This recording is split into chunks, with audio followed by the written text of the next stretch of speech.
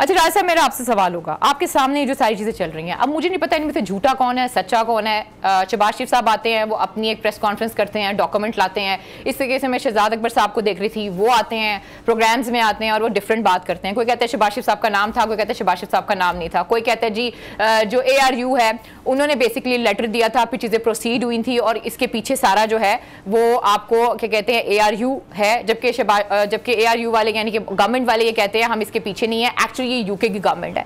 आप मुझे ये बताएं, इमरान खान साहब जिस बयानिए पे आए थे वो बयानिया तो यही था कि चोरों डाकू लुटेरे यानी कि नवाज शरीफ, शहबाज शरीफ और आसिफ अली जरदारी, इनसे वो दौलत जो है हम वापस लेकर देंगे। अब इस तरह का फैसला UK की अदालत दे देती है तो जो एक परसेप्शन है लोगों का वो तो तब्दील होगा ना ग्रेजुअली। देखिए, एक परसेप्शन जो इमरान खान ने बड़ी कामयाबी से लोगों को बता दिया है, उसके दो इश्यूज़ हैं। एक तो सज़ाएं और लूटी हुई दौलत वापस लाना। एक अब इस मुल्क की आवाम को, आपको, हमको, हर किसी को पता चल गया है कि ये चाहे UK हो, दुबई हो, जद्दा हो, अमेरिका हो, ये जो हमारे 25-30 साल हुक्मरान रहे हैं, इन्होंने ये जो बैरून मुल्क अरबों और खरबों रुपए के और पाकिस्तान में जो एसेट्स और शुगर मिल्स और बड़ी बड़ी इंडस्ट्रीज़ लगाई हैं, ये पैसा लूटिंग एंड प्लंडरिंग का है। ये पैसा आपका, हमारा, इस मुल्क का गरीब आदमी का पैसा है और इन लीडर्स ने, इन लोगों ने ये पैसा लूटा है और उसको बैरून मुल्क जाके पार्क कर दिया है। ये बात अवाम अब समझ चुकी है। अवाम ये भी समझ चुकी है कि जो हमारे मुल्क का अदालती निज़ाम है, हमारे मुल्क की जो नैब है, हमारे मुल्क के जो तफ्तीशी अदारे हैं, हमारे मुल्क के जो प्रोसिक्यूशन है, वो इतने उसमें इन्होंने अपने इनरोड्स बनाए हुए हैं कि ये जो 30 साल हुक्मरान रहे हैं, इन्होंने उन अदारों को इतना कमज़ोर किया हुआ है कि वहाँ से सज़ा पाना या वहाँ से रिकवरीज होना कोई आसान काम नहीं, जो कि इमरान खान को शायद हुकूमत साजी से पहले गलत फहमी थी कि वो बड़ी आसानी से। बहुत मुतमईन है नैब की कारकर्दगी से, बड़ी दफ़ा कह चुके वो ये बात। अभी मैं उस पर भी आता हूँ कि उनको मुतमिन क्यों है, वो किस बात पे मुतमिन है। मुझे हैरानगी होती है कि उन्हीं ने, आज से कुछ अरसे पहले हम सुनते रहे उनके बयानात के जो नैब की प्रोसिक्यूशन है, ये जो नैब की इन्वेस्टिगेशन है वो कमज़ोर है, माज रिकवरीज और वो भी किसी से होना, वो इत्मीनान नहीं। तो इमरान खान को गालिबन अंदाज़ा नहीं था कि ये जो पैसा लाना है बैरून मुल्क से, इसके लिए ट्रीटीज चाहिए, इसके लिए आपको कानूनी एक रास्ता चाहिए और फिर उसके बाद जो कानूनी या दूसरी टीम है उसकी कारकर्दगी भी वो नहीं रही। अभी शेख रशीद ने बड़ा एक सच्ची बात की है कि हम तो इसहाक डार या उसको नहीं ला सके तो नवाज शरीफ को कहाँ से ले आएंगे। फिर शहजाद अकबर साहब क्यों बोलते रहे, कहते रहे? देखिए, शहजाद अकबर बोलता रहा, हमें उसके शुरू से याद है कि उसने कहा कि जी ब्रिटिश होम मिनिस्टर आए हुए हैं, हमारे उनसे बड़ी बात हो रही है, केस टू केस जाएंगे। लेकिन इन तमाम चीज़ों के साथ साथ हमने ये भी देखा कि बरतानिया से ये आता था कि जनाब आपने जो शवाहिद दी हैं वो नाकाफ़ी हैं, इस बुनियाद पर हम रिपेट्रिएट नहीं कर सकते, बरतानिया की अदालतों में आपने जाना है, बरतानिया के कवानीन के तहत आपने अपने केसेस परसू करने हैं। तो ये वो चैप्टर है कि जहाँ पर इमरान खान को कोई खातिर ख्वाह कामयाबी नहीं हुई पैसे लाने में और सजाएं दिलवाने में। लेकिन इससे एक बात और भी साबित होती है ना राजा साहब की, बरतानिया की अदालतें जो हैं वो सबूत मांगती हैं और अगर उनको सबूत मिल जाएं तो वो फिर चीज़ों को बहुत रिलीफ दे देती हैं। ये रिलीफ हम देख रहे हैं कि शहबाज शरीफ साहब को दे दिया गया। इसमें दो चीज़ों का जिक्र आया, आशियाने का जिक्र आया, रमज़ान शुगर मिल का जिक्र आया।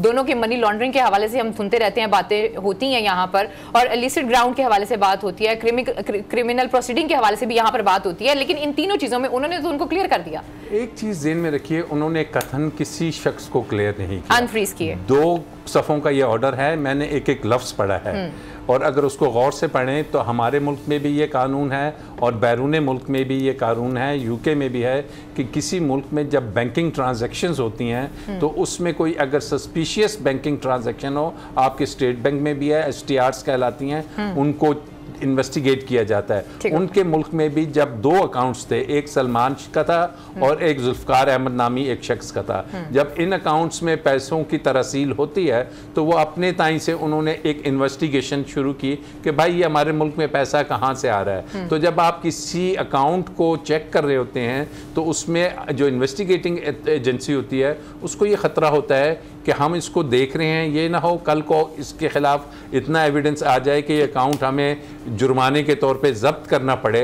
लेकिन उससे पहले उन्हें ख़तरा होता है कि ये शख्स जो इस अकाउंट होल्डर का मालिक है ये ना हो कि ये पैसा यहाँ से सारा विड्रॉ कर ले और दुबई या जद्दा या किसी और मुल्क में ले जाए, तो वो अदालत में जाके कहता है कि इसको इस अकाउंट को फ्रीज कर दीजिए, ऑपरेट ना करने दें। जब साल गुजरता है, 2 साल गुजरते हैं, तो वो जिसका अकाउंट डीजी नैब को छोड़िए, ये चीज तो क्लियर कर दें अवाम को कि जनाब जब 2 साल गुजरते हैं तो वो शख्स आगे कहता है जनाब मेरा तो गुजर बसर इस पैसे पे हो रहा था, 2 साल से आपने रोका हुआ था, मुझे ऑपरेट करने दें, पैसा इस्तेमाल करने दें, भले से कल को अगर कोई केस आता है तो फिर आप जुर्माना कीजिएगा, जब्तगी कीजिएगा, जो इसमें जो 2 साल से इसका शहबाज शरीफ से कोई ताल्लुक नहीं, सिर्फ शहबाज के एक अकाउंट। अच्छा, जो रिपोर्ट आ रही है, चलिए शहबाज शरीफ साहब को हम इससे निकाल देते हैं, लेकिन जो रिपोर्ट्स आ रही हैं वो ये आ रही हैं कि जी भाई 2 साल से इन्वेस्टिगेशन हो रही है एक एक चीज की, सिद्दीक साजिद साहब जो सामने खबरें आ रही हैं। अब एक तो मुझे आप इस पे कमेंट करें, इसके अलावा मुझे ये बताएं कि आने वाले दिनों में जो शहबाज शरीफ साहब हैं या नून लीग है वो क्या सोच रही है, उनका क्या लाहे अमल होगा? देखिए, सारे मामले पे जो मुस्लिम लीग नून है, जब भी वहाँ पे जो एसेट रिकवरी यूनिट वालों ने जो खतूत जो वहाँ पे आज पेश भी किए शहबाज शरीफ ने, इस सारे मामले पे आप ये देखिए कि शहबाज शरीफ ने और उनकी जो फैमिली ने जब से उनके खिलाफ इन्वेस्टिगेशन हुई बड़ा अच्छे तरीके से प्ले किया, जो जो चीज़ें उनसे मांगी गई वो उन्होंने उनको प्रोवाइड की, और आज वो जो दिखाते रहे वो दस्तावेज़ात जो ख़त किताब उनके साथ होती रही, और फिर उन्होंने ये लफ्ज़ इस्तेमाल किया शहबाज शरीफ ने कि अगर हम ये ना करते तो हमारे प्रोडक्शन ऑर्डर जारी होते। लेकिन साथ ही आप ये देखिए कि जो ये हुकूमत दावे कर रही थी कि हम तो गए नहीं, हुकूमत तो वाज़े तौर पे जब वो NCA का भी चीज़ सामने आ गई और एसेट रिकवरी यूनिट का जो किरदार है, फिर जो आप DG नैब की बात कर रही हैं, उनकी जो मुलाकातें और उनका जो जिक्र उसमें किया गया है, वो सारी की सारी चीज़ें तो वहाँ पर मौजूद हैं। अब जो आपने शुरू में इंट्रो में बात की कि लूटी की दौलत वापस लाना, तो आपको याद होगा मुराद सईद ने भी एक बात कही थी, इक़्तिदार में आने से पहले लोगों ने कहा था कि जी हम इस लूटी की बदौलत $200 अरब स्विट्ज़रलैंड से ले आएंगे, फलां जगह से ले आएंगे, तो IMF के पास जाने की ज़रूरत ही नहीं पड़ेगी। वो लाने तो दरकिनार, इन ममालिक ने हमें उनकी इंफॉर्मेशन तक देना भी गौरा नहीं किया। UAE के पास हम गए, हमने कहा कि हमें कम से कम इंफॉर्मेशन ही दे दे, FBR के ज़रिए गए और जगहों से गए, उन्होंने भी इनकार कर दिया। वो कहते जी बाहरी मुल्क में इन्वेस्टमेंट होती है, पागल है, हम इंफॉर्मेशन आपको देते रहे। यही UK वालों ने किया, और ज़ाहिर उनका एक प्रोसीजर को कोई चीज़ मिलती है वो अपने तरीक़ाकार के मुताबिक वो करते हैं। अब आपका जो असल सवाल है, अब ये सारी चीज़ें एक तो पॉलिटिकली इसको इस्तेमाल कर रहे हैं। आपने एक छोटा सा क्लिप देखा होगा ना मरियम नवाज़ का, जो अपने वो चचा से कह रही हैं कि आप तो इंटरनेशनली सादिक और अमीन डिक्लेयर हो गए हैं आज, तो वो इसको अब आने इलेक्शन भी आने वाला है, बलदियाती इलेक्शन हो या आम इंतखाबात हो, अब तो कहा जा रहा है ना कि इलेक्शन की तैयारी करें।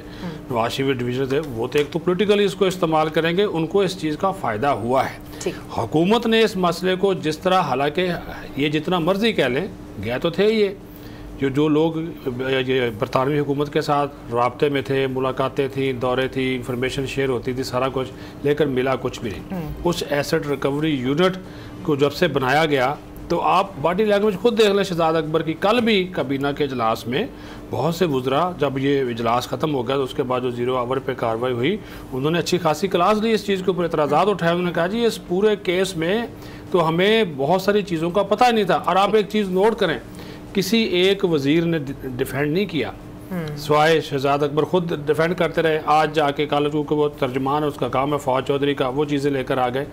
फिर जो आप बात कर रही हैं, चौधरी साहब तो फरमा रहे थे कि बेसिकली इसमें अदालतों को चाहिए कि वो डे टू डे जो है वो हेयरिंग करें। अब आपका इस पे क्या कहना है राजा आमिर अब्बास साहब? वो कहते हैं कि हम, देखिए, अदालतों को चाहिए कि डे टू डे हियरिंग करें। आप आके PID में बैठ के ये बातें करते हैं। आपको 1 साल से अदालतों ने कहा हुआ है, चीफ जस्टिस ने, कि 120 अदालतें बना दें, ठीक है, हम आपके केसेस जल्दी चलाते हैं। अभी तक हमें तो नज़र नहीं आया 120 क्या 50 अदालतें भी बनी हो, 40 भी बनी हो, तो ये तो गवर्नमेंट ने, लॉ डिवीजन ने बनानी थी। तो बात यही है कि आपको उनने जो काम करना था, आप ठीक है नैब की इन्वेस्टिगेशन में इंटरफेयर नहीं कर सकते, लेकिन आप नैब के अदारे को रीस्ट्रक्चर तो कर सकते थे, आप उसके लोगों को देख सकते थे, आप कानून कर सकते थे। अभी भी आपके पास वक्त है, आप चेयरमैन नैब की अपॉइंटमेंट के तरीक़ेकार को ऑर्डिनेंस के ज़रिए क्यों लाते हैं? आपके पास सिंपल मेजॉरिटी मौजूद है, नेशनल असम्बली में, सेनेट में नहीं होती, 2-4 आदमियों का फ़र्क है। आप मुश्तरका इजलास बुलाइए, कानून साजी कीजिए कि जी चेयरमैन नैब की अपॉइंटमेंट का तरीक़ेकार ऐसा नहीं होगा, उसमें लीडर ऑफ दी अपोजिशन की रिप्लेस कर दीजिए, भले से चीफ जस्टिस ने आए, कोई और ले आए। आप अपना काम तो फिर ऑर्डिनेंस के ज़रिए, जिस प्रोसिक्यूशन के ख़िलाफ़ आप बातें करते रहे रहे, जिस प्रोसिक्यूशन के खिलाफ सुप्रीम कोर्ट के 3 चीफ जस्टिस साहिबान कहते रहे कि नैब की प्रोसिक्यूशन बिल्कुल बेकार है, जिसके बारे में हमने देखा कि जब उनसे एवनफील्ड का पूछा गया वो कहते हैं गूगल करके इसकी कीमत देखें, और उसी प्रोसिक्यूटर जनरल जिसकी मुद्दत मुलाजमत एक फिक्स पीरियड के लिए 3 साल के लिए होती है, उसका जब पीरियड ख़त्म होता है उसमें अपोजिशन लीडर की भी ज़रूरत नहीं होती।